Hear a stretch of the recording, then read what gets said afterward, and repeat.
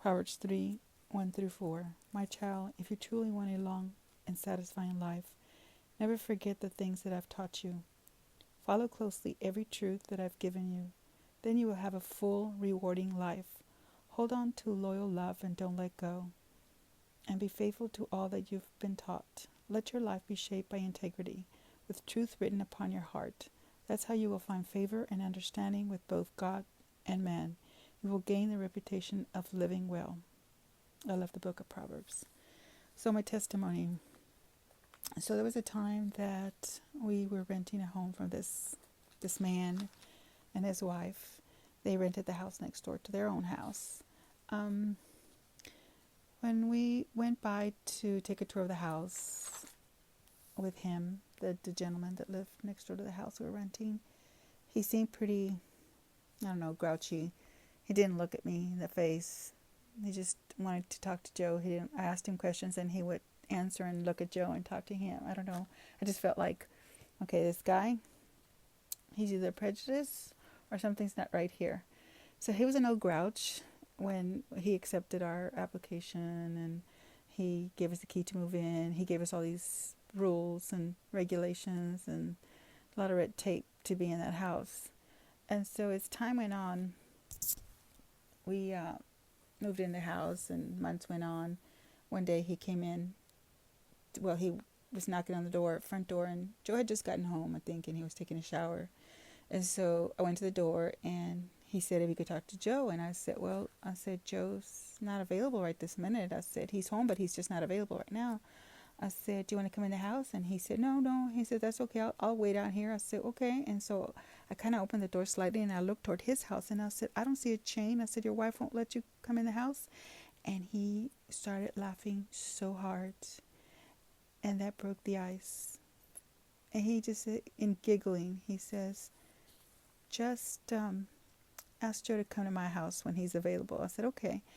So Joe went over the next door and talked to him, and it was no big deal. He, I don't know. He just wanted to remind Joe about something they had talked about a while back. So anyways, time went on.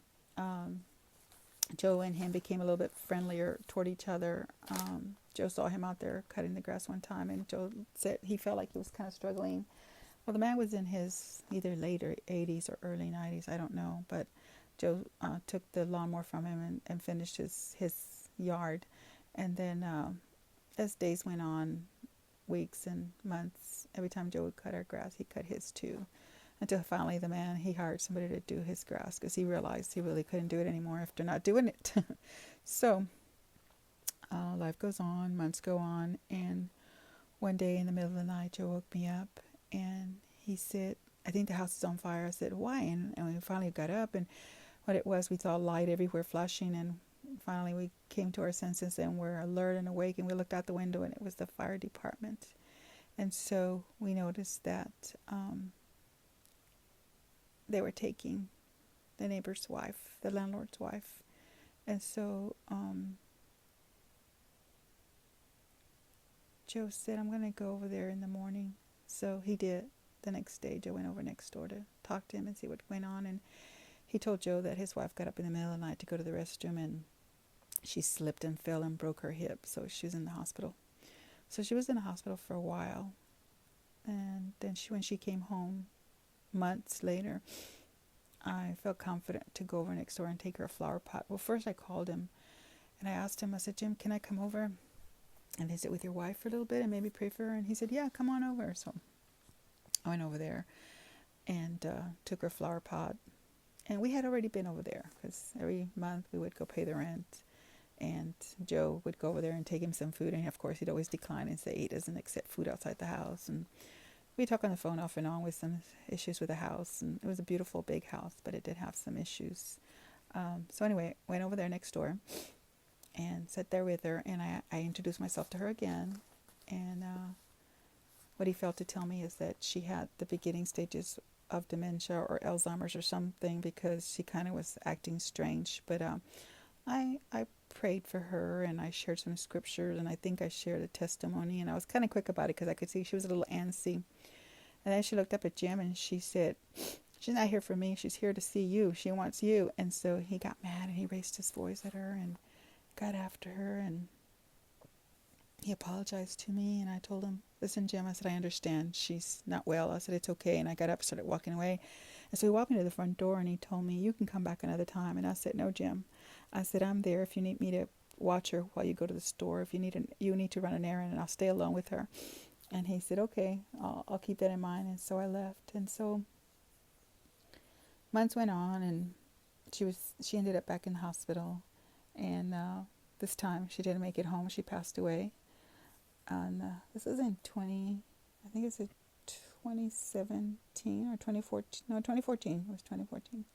She passed away 2014. And so we didn't know she passed away until we saw cars all over the neighborhood. The whole neighborhood was full of cars, and people were going to his house. We figured, yeah, that's what happened. So time went on and came out of the newspaper, and then we went over there and, extended our sympathies. Life went on, months went on, and one day he called Joe and asked him to send me over to the house. He wanted to talk to me. So I went in the house, and he said, I want to give you all of her stuff, and I want to give you some of her shoes and purses and things like that. And he goes, I want to clear the house out. And I said, okay. I said, but I said, I'll have to give them away. I said, she was a small woman. I said, I'm a big girl. And he started laughing. He goes, no, you're not that big. He says, but I noticed you're a godly woman. You have a ministry. He goes, I noticed that van out there a couple of times. And I said, oh, that's not our van. I said, that's a friend of ours from Mexico, Paul.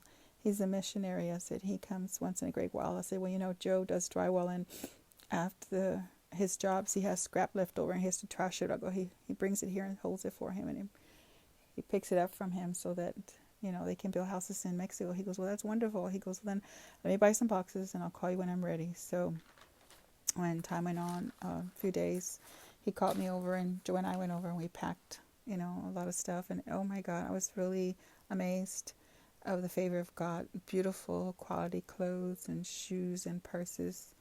So I was very blessed to be able to pack all that and send it to Mexico to the woman to enjoy.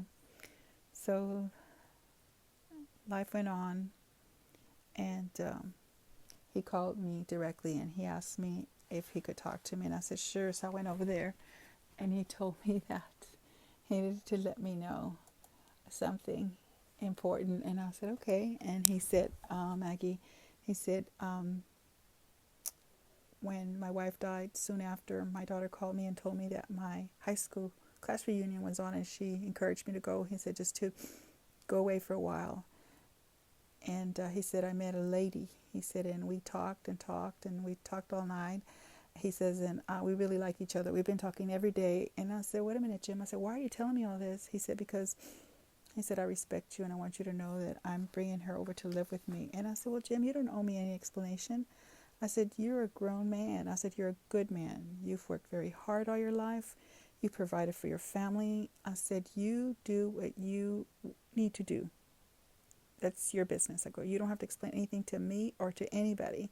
I said, your life is between you and God. And he said, well, thank you very much. I appreciate that. And he goes, I just didn't want you to be shocked or feel like I was disrespecting you. And I said, Jim, I'm not like that. I said, I'm not going to judge you. I said, you be happy. You deserve it. This man was a businessman. He owned businesses in the Williamson County area. He was a very well-to-do man. And God had broken the wall between us, and we had become friends, Joe, him, and I, and his heart had been very softened. So this was all a miracle and amazing that he would even talk to me this way. So life went on, and she did move in, and we went over and introduced ourselves to her one day that we saw her out there with his son and Jim and other people, and we just talked. And before we left, I gave Jim a hug, and I told him, we're here for you, anything you need. And so his family and she were kind of shocked because Jim was not a compassionate, hugging type person. They were shocked that he even hugged me back. And so I just pray that would be a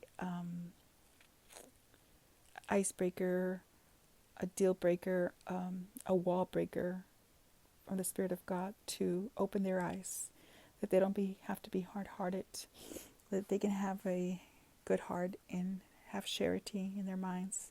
So, I know that it's difficult sometimes to talk to people that are like this, hard-hearted, but God always makes a way to help us break the walls down of division, because division will try to come. So I just pray for you right now in the name of the Father, the Son, and the Holy Spirit, that if there's someone in your life that has been difficult to work with and talk to, and whether it's your neighbor or a family member, I just pray that God would break that wall down for you, and that He would make a way. Even just the word, like I kind of joked around with him, and I wasn't even planning to say anything. It just came out of me, and I say this with all respect and honor. I stay in contact with the Holy Spirit daily. I talk to Him all day long, and I just pray all day long, and I just love having conversation with Him. And I won't speak out loud, but in my mind I'll say, God, did you see that? Holy Spirit, can you help me through this? Give me wisdom. And things just change, and just make it a habit to talk to the Holy Spirit and ask for help, and you'll see there'll be a big change. So take care. Have a great day. Bye.